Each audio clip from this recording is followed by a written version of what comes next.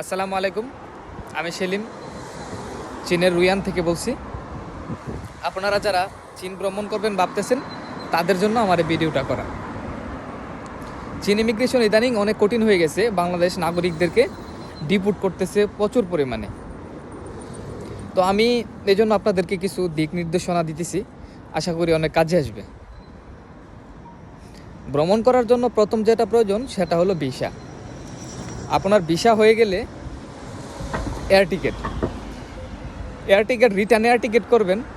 আর আমি যতটুকু অনলাইনে ঘাটাঘাটি করে দেখেছি, ইউএস বাংলার ফ্লাইটে নাকি অনেক যাত্রী ডিপোর্ট করেছে। তো আপনারা চায়না কোনো এয়ারলাইন্স দিয়ে আসার চেষ্টা করবেন। হোটেল বুকিং আপনারা চীনে যে কদিন থাকবেন প্রত্যেকটা হোটেল বুকিং কনফার্ম করে আসবেন, শুধু বুকিং করে আসবেন না। আর চীনে কতদিন থাকবেন, একজন রিয়েল ট্রাভেলার যদি আপনি পরিচয় দিতে চান ইমিগ্রেশনে, আপনাকে আমি বলবো কমসে কম 7 থেকে 8 দিনের প্ল্যান রাখবেন। কারণ চীন অনেক বড় দেশ, আপনি 2-3 দিনে এটা কী দেখবেন? আপনি যে একজন রিয়েল ট্রাভেলার সেটার পরিচয় পায় না 2-3 দিন যদি আপনি এখানে থাকেন। তো আমি বলবো 7-8 দিনের প্ল্যান সাথে নিয়ে তারপর চীনে আসবেন। ডলার, এখানে ক্রেডিট কার্ডের কোনো ভ্যালু নাই, আপনারা ক্যাশ ডলার নিয়ে আসবেন, কমসে কম $1000। আরেকটা কথা হলো ট্রাভেল আইটেনারিটা খুব সুন্দর করে সাজাবেন। আপনি পয়েন্ট বাই পয়েন্ট খাতাতে নোট করে আনবেন, আর অবশ্যই ভালো করে মুখস্থ করে রাখবেন।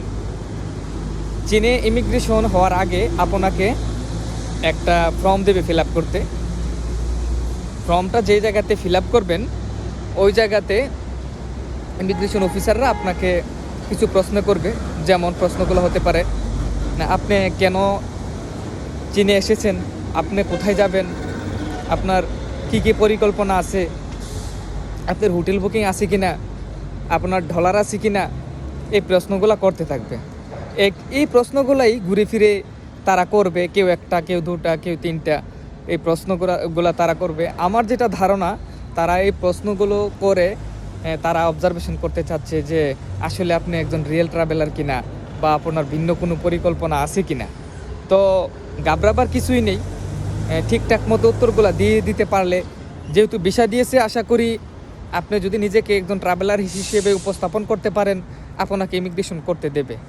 ভিসা দিয়েছে তো ইমিগ্রেশন করতে দেবে না কেন? ইনশাল্লাহ। যদি আপনি একজন রিয়েল ট্রাভেলার যদি তাদেরকে পরিচয় দিতে না পারেন, তাহলে আপনাকে দেবে কেন? আপনাকে তো দেবে না। আর ট্রাভেল আইটেনারিটা খাতাতে কেন নোট করে আনবেন?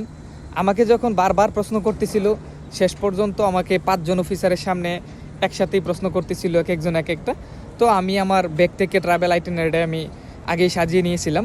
তো আমি বের করে আমি ইমিগ্রেশনে বললাম, দেখো আমার ট্রাভেল আইটেনারিটা দেখো। তো আমার ট্রাভেল আইটেনারিটা দেখার পর আমাকে আর কোনো প্রশ্ন করে নাই, আমাকে ইমিগ্রেশনের দিকে যেতে বলেছে।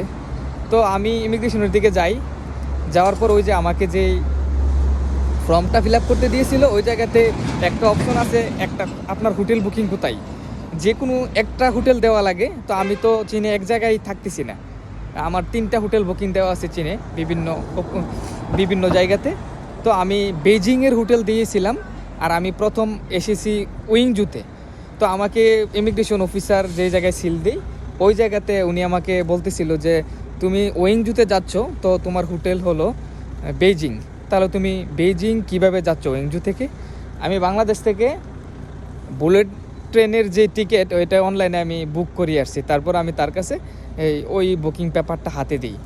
উনি ওইটা দেখে আমাকে আর একটা প্রশ্ন করে নাই, আমাকে সসম্মানে ইমিগ্রেশন করতে দিয়েছে।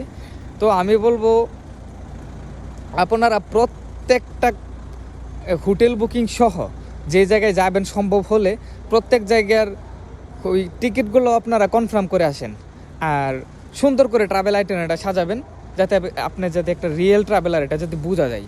হ্যাঁ, আরেকটা বিষয় হলো চীনে আপনার পরিচিত কেউ আছে কি না একটা অপশন আছে ওই জায়গাতে। তো আসলে আমাদের তো চীনে সাধারণত পরিচিত কেউ থাকে না। তো আমরা কি করতে পারি, অনলাইনে বিভিন্ন মার্কেটিং প্লেস আছে না, আলিবাবা, আলি এক্সপ্রেস, ওই জায়গাতে আপনারা আসার আগে কিছু কনভারসেশন করেন তাদের সাথে। তো তার 15 দিন থেকে 20 দিন আগে যদি করতে থাকেন কিছু মেসেজ যে আমি তোমার দেশে আসব, কিছু মাল কিনবো, তো মাল কিনেন আর না কিনেন ওইটা পরের কথা। আপনি তার নামটা ওই জায়গাতে ব্যবহার করতে পারবেন। তো নামটা ওই জায়গাতে ব্যবহার করলে কি হবে, অনেক সুবিধা হবে যে আপনি একজন ব্যবসায়ী। আর ওই জায়গাতে কিন্তু আপনি ব্যবসা করতে আসতেছেন এটা বলবেন না, যেহেতু আপনি ব্যবসা ট্যুরিস্ট ভিসা নিয়ে আসতেছেন। ব্যবসায়ের ক্ষেত্রে ভিন্ন রকম, ট্যুরিস্ট ভিসা নিয়ে যদি আসতেছেন আপনি ওই জায়গাতে বলবেন আমি ট্রাভেল করতেই আসছি, তার পাশাপাশি ব্যবসা বলবেন। তো আশা করি আমি যেভাবে বলছি এভাবে যদি আপনারা আসেন তো কোনো সমস্যা হবে না। আর সবাই চেষ্টা করবেন কুনমিং এয়ারপোর্ট দিয়ে আসার জন্য। কুনমিং এয়ারপোর্ট এটা ইমিগ্রেশন ভালো, আমি যতটুকু দেখলাম কুনমিং অত্যন্ত ভালো। তো সব কিছু ঠিকঠাক থাকলে ইনশাল্লাহ আপনারা ইমিগ্রেশন করতে পারবেন, কোনো সমস্যা হবে না। তো সবাই ভালো থাকুন, সুস্থ থাকুন, এই কামনা রেখে আমি আমার ভিডিওটি শেষ করলাম। আল্লাহ হাফেজ।